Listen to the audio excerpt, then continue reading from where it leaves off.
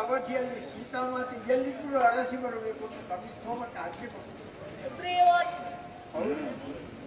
ಹಾಗೆ ನಾನು ಈ ಕಡೆಗೆ ಬಂದಾಗ ಶ್ರೀರಾಮಚಂದ್ರ ನನಗೆ ಹೇಗಿದ್ದ ಅನುಗ್ರಹಿಸಿ ತಾಯಿ ಇವತ್ತಿಗೆ 29 ದಿವಸ ತಿಂಗಳಲ್ಲಿ 29 ದಿನಗಳು ಕಳೆದವು. ಹೌದು. ನಾಳೆ ಸಂಜೆಗೆ ಸೂರ್ಯಾಸ್ತಮಾನವಾಗುವ ಮೊದಲು ನಾವು ಒಡೆಯನ ಸನ್ನಿಧಿಯನ್ನು ಸೇರಿ ಇನ್ನೊಂದು ಕಂಡು ಬಂದುದಕ್ಕೆ ಸಾಕ್ಷಿ ಕೊಡ್ತೇವೆ.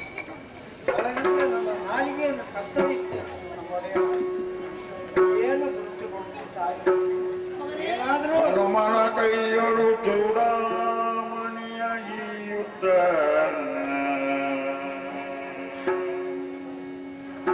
ಹನುಮನ ಕೈಯೊಳು ಚೂಡಾಮಣಿಯ ನೀಯುತ್ತ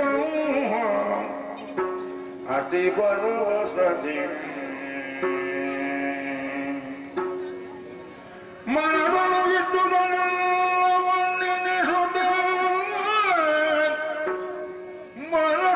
ಮನದೊಳಗಿದ್ದುದನ್ನೆಲ್ಲ ನೆನೆಸುತ್ತ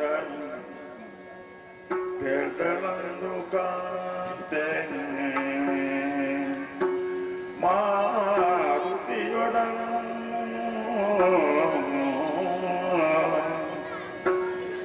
ಹನುಮನ ಕೈಯರು ಚೂಡಾಮಣಿಯಾಗಿ ಊಟ ಅತಿ ಭಗವತದಿ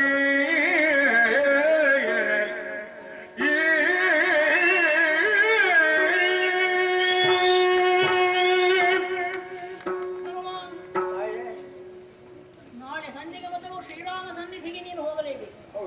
ನನ್ನನ್ನು ಕಂಡಂತಹ ಗುರುವನ್ನು ಹೇಳಬೇಕು. ಆದ್ರೆ ಬಾಯಿಂದಾಡಿದ್ರೆ ಶ್ರೀರಾಮಚಂದ್ರಮ ನಂಬುವಂತಿಲ್ಲ. ಏನಾದ್ರೂ ಒಂದು ಆಧಾರ ಬೇಕು. ನನ್ನನ್ನು ಗುರುತಿಸುವುದಕ್ಕಾಗಿ ಶ್ರೀರಾಮಚಂದ್ರಮ ಮುದ್ರಿಕೆಯನ್ನು ಕಳುಹಿಸಿಕೊಟ್ಟಿದ್ದಾನೆ. ನಾನು ಏನನ್ನು ಕಳುಹಿಸಿದ್ದೇನೆ? ನನ್ನ ಮೈ ಮೇಲೆ ಯಾವ ಆಭರಣವೂ ಇಲ್ಲ. ಇದ್ದಂತಹ ಆಭರಣಾದಿಗಳು ಅನಸೂಯಾ ದೇವಿ ಅಲಂಕಾರ ಮಾಡಿ ಆದರೂ ರಾವಣ ಅಪಹರಿಸುವಾಗ ಅದನ್ನೆಲ್ಲ ಮೈಯಿಂದ ತೆಗೆದು ಒಂದು ಬಟ್ಟೆಯಲ್ಲಿ ಗಂಟು ಕಟ್ಟಿ ನಾನು ಎತ್ತಲೋ ಬಿಸಾಡಿದ್ದೇನೆ. ಆ ಬಳಿಕ ಉಳಿದದ್ದಂದ್ರೆ ಇದೊಂದು ಆಭರಣ ಮಾತ್ರ. ಇದರ ಹೆಸರು ಚೂಡಾಮಣಿ. ಅಲ್ವಾ? ಇದು ಸಮುದ್ರ ಮಂಥನದಲ್ಲಿ ಹುಟ್ಟಿದ್ದು. ಹಾಗೆ ಜನಕರಾಜರ್ಷಿ ನನ್ನ ತಂದೆ ಮಾಡಿದಂತಹ ಯಜ್ಞ ಯಾಗಾದಿಗಳಿಗೆ ಸಂತುಷ್ಟನಾಗಿ ದೇವೇಂದ್ರ ನನ್ನ ತಂದೆಗೆ ಇದನ್ನು ಕೊಟ್ಟಿದ್ದಾನೆ. ನನ್ನ ಮದುವೆಯ ಕಾಲದಲ್ಲಿ ಜನಕರಾಜರ್ಷಿ ನನ್ನಪ್ಪ ಅಳಿಯನಾದ ಶ್ರೀರಾಮಚಂದ್ರವನಿಗೆ ಉಡುಗೊರೆಯಾಗಿ ಇದನ್ನು ಕೊಟ್ಟಿದ್ದ. ಅಯೋಧ್ಯೆಗೆ ಬಂದ ಮೇಲೆ ಶ್ರೀರಾಮಚಂದ್ರ ಸೀತಾ ಈ ಆಭರಣ ನನಗೆ ಏಕೆ, ಇದೋ ನಿನಗಿರಲಿ ಹೀಗೆ ತನ್ನ ಕೋಮಲ ಹಸ್ತದಿಂದ ಆ ಕರ ಕಮಲದಿಂದ ನನಗಿದನ್ನು ಕೊಟ್ಟಿದ್ದು. ಶ್ರೀರಾಮನ ಪ್ರೀತಿಯ ಸಂಕೇತ ಇದು, ಪ್ರೇಮದ ದ್ಯೋತಕ ಇದು. ಈವರೆಗೆ ನಾನು ಬದುಕಿದ್ದುದೇ ಇದರ ಆಧಾರದಿಂದ. ಈಗ ಇದನ್ನೂ ನಾನು ನನಗೆ ಕೊಡಬೇಕಾಗಿದೆ.